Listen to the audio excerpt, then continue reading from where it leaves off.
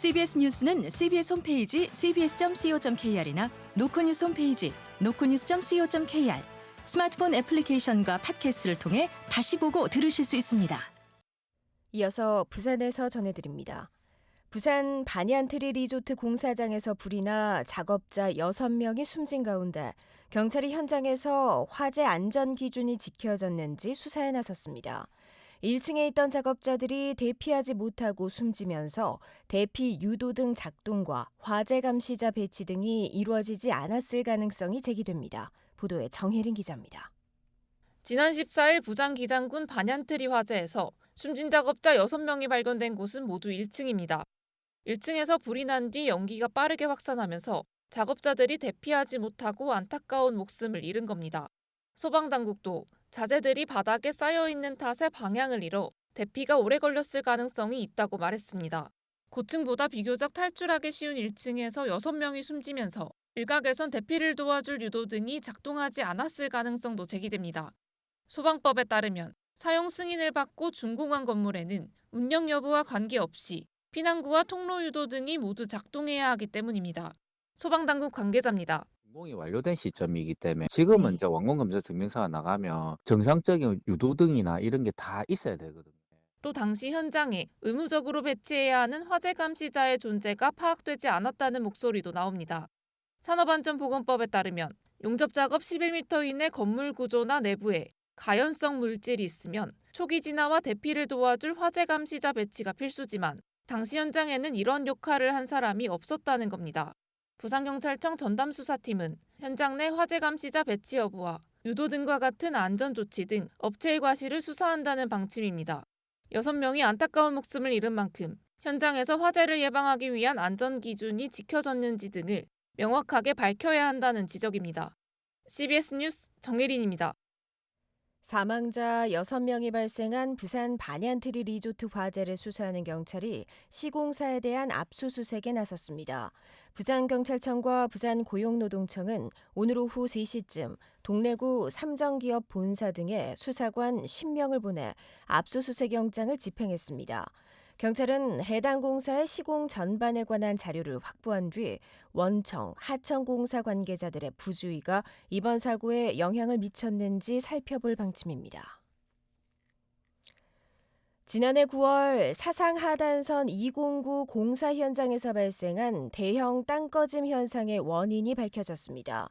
기록적인 폭우 그리고 물막이 공법을 시공하지 않은 구간 때문이었습니다. 박진홍 기자가 보도합니다. 지난해 9월 21일 사상구 확장동에서 대형 땅꺼짐이 발생해 트럭 2대가 구덩이에 빠진 모습은 시민들에게 큰 충격을 줬습니다. 부산시 지하사고조사위원회는 오늘 수개월간의 원인조사 결과를 발표했습니다. 사고 당일 사상구에 시간당 50mm에 달하는 비가 내리면서 인근 하천이 범람했습니다. 하천에서 역류한 지하수는 U자 형태로 생긴 배수로를 타고 사고 현장까지 들이쳤습니다. 지하수가 유입된 구간은 차수 그라우팅, 즉 물막이 공법이 시공되지 않은 취약한 부위였습니다.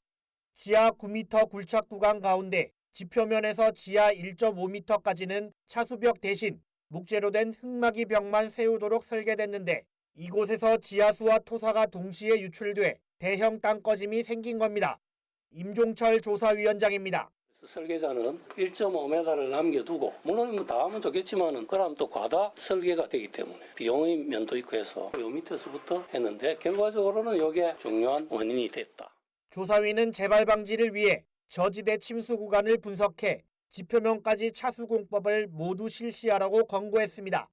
또 토질 전문가에게 현장 계측 관리와 분석을 맡기고 자동화 계측을 통해 관리하라고 주문했습니다.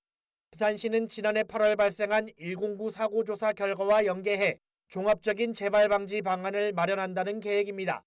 CBS 뉴스 박진홍입니다. 부산 건설업 일자리가 심각한 감소세를 보이고 있습니다. 최근 2년 새 4만 명 이상이 일자리를 잃었고 민간 건설 부문의 침체가 주요 원인으로 지목됩니다. 강민정 기자가 보도합니다. 올해 1월 기준 부산의 건설업 취업자는 전년 대비 12.3% 감소해 전국 평균보다 3배 높은 타격을 입었습니다. 민간 부분의 급격한 위축으로 인해 중소건설사들의 일감이 줄어들면서 건설업 종사자들의 실직률도 급격히 상승하고 있습니다. 동남지방통계청에 따르면 지난 2023년 1월 16만 7천 명이던 부산 건설업 취업자는 2년 새 4만 명 이상 감소한 것으로 나타났습니다. 건설업계에서는 공공발주만으로는 부족하며 민간 경기가 살아나야 한다는 입장입니다.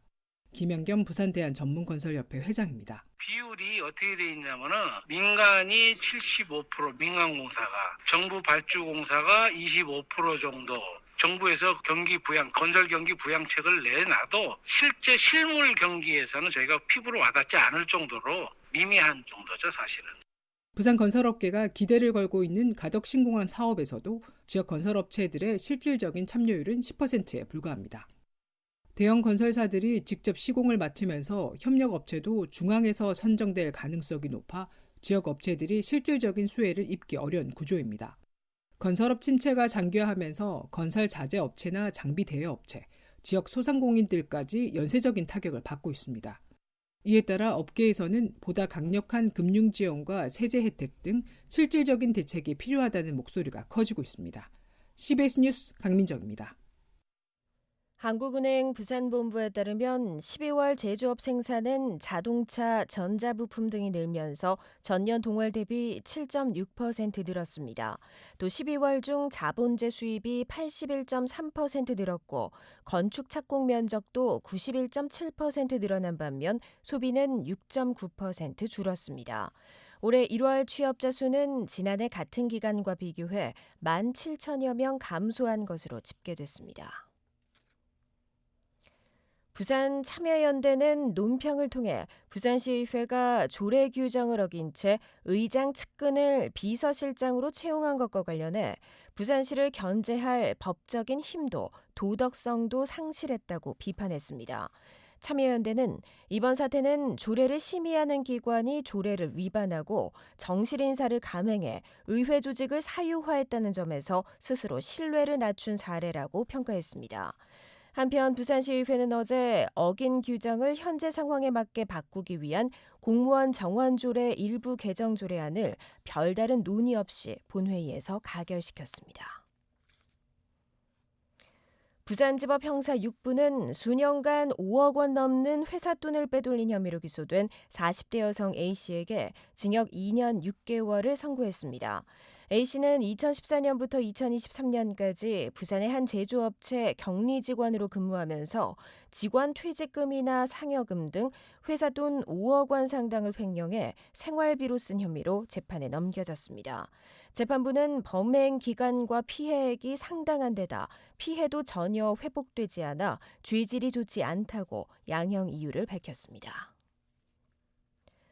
금정경찰서는 20대 아들을 흉기로 살해한 혐의로 60대 남성 A씨를 붙잡아 조사하고 있습니다. A씨는 어제 오후 5시 10분쯤 금정구의 한 길거리에서 아들 B씨를 흉기로 살해한 혐의를 받습니다. 경찰은 신고를 받고 수색한 끝에 부산역 근처에서 A씨를 붙잡았고 정확한 범행 경위와 동기 등을 조사하고 있습니다. 끝으로 날씨입니다. 내일 부산은 아침 최저기온이 영하 4도까지 떨어져 오늘보다 춥겠습니다. 낮 최고기온은 7도까지 오르겠지만 순간 최대 초속 15m 안팎의 강한 바람이 불면서 체감온도는 더 낮을 전망입니다. 부산은 이번 주말까지 영하권 강추위가 이어지겠습니다. 부산의 현재 기온은 5도, 습도는 20%입니다.